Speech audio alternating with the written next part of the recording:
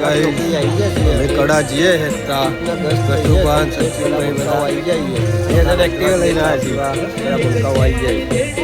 એ કા ભાઈ કમ્પ્લેટ સદીમાં તમને લાઈવ કા ભાઈ જય સદીમાં